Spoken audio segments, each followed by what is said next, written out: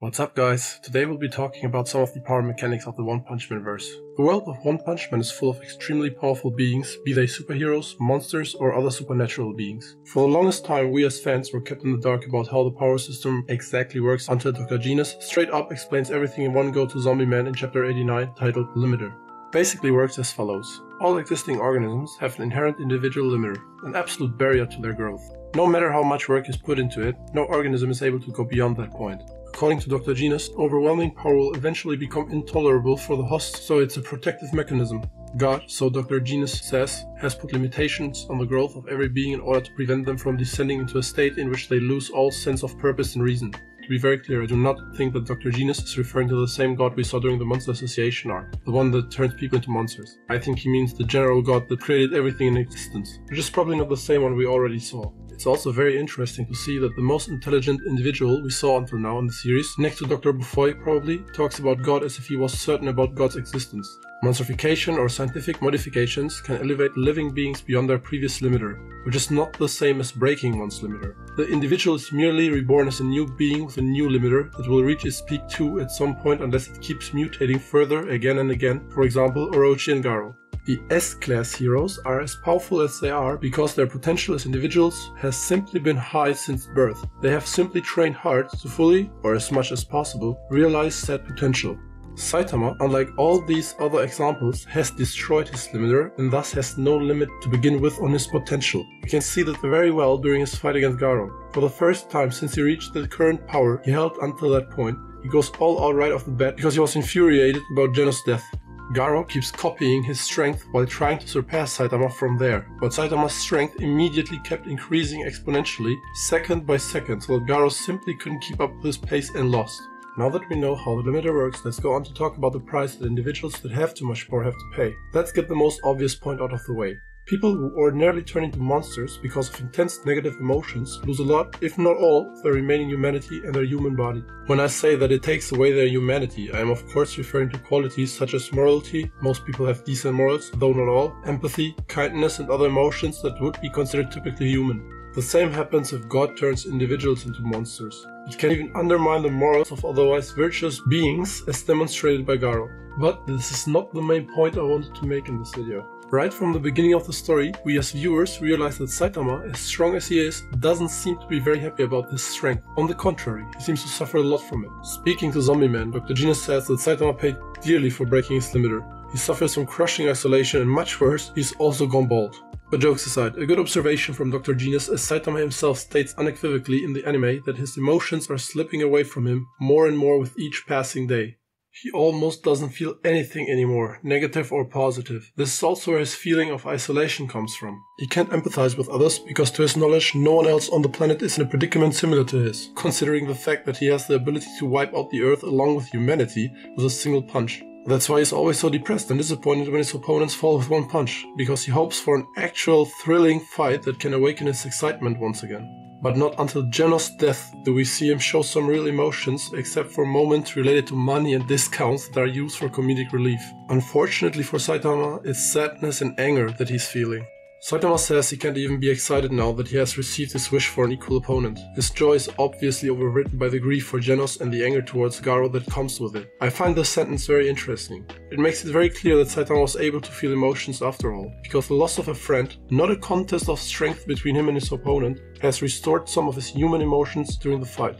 So, as his power initially increased, he lost a considerable amount of his emotions in that he felt almost nothing until a sufficiently intense trigger has been released. And we all know that Saitama has really grown very fond of Genos. It's basically confirmed during the end of the fight between Garou and Saitama, when Garou realizes that a person with such unimaginable power as Saitama's can in no way remain in his right mind. Thus, he realizes that he must be clinging to Genos for support, just as he clung to Tadeo.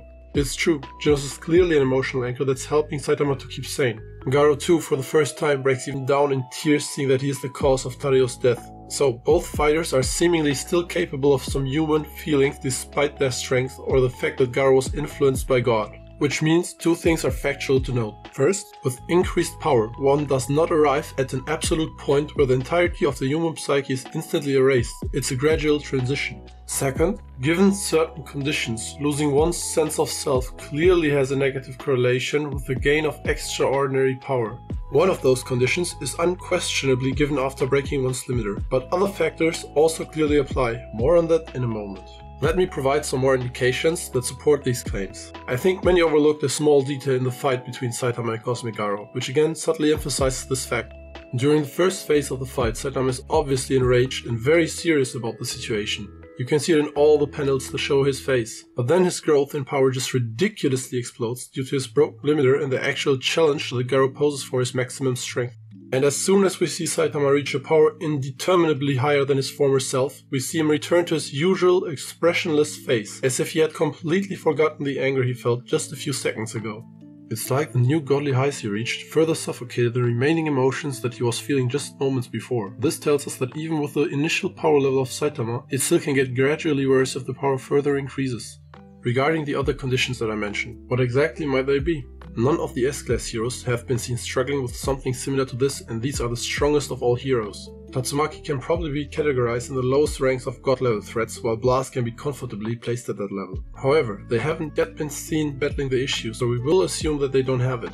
What's interesting though, is that another being that's extremely strong, but certainly weaker than both of them, seems to have the exact problem that Saitama is experiencing. In the manga, in the first version of the fight against Saitama, Orochi makes an interesting statement. Sensing the intimidating presence of Saitama, he wonders if Saitama might be able to finally awaken the faint emotions and his sense of self that has been slipping away from him. This doesn't sound like the regular changes that monsterification causes according to Dr. Genus, but it sounds awfully familiar to someone else's struggle. So why is Orochi experiencing this while stronger characters like Tatsumaki and Blast aren't? There appear to be two causes. The first and simple part of the answer is again, because their power is still restricted by their natural limiter. Their potential was just that high. Orochi and Saitama on the other hand took unconventional paths to their extreme strength.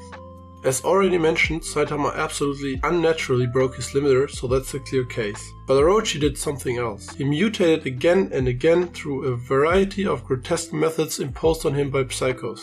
Consequently, he was constantly reborn as a new being with a new limiter. But Psycho states that not every monster can evolve repeatedly like Orochi did. All monsters she applied her methods on before she met Orochi died or turned into mindless creatures without further growth. So the heights a being can reach through continuous monsterification and mutation are also determined by the initial potential they were born with.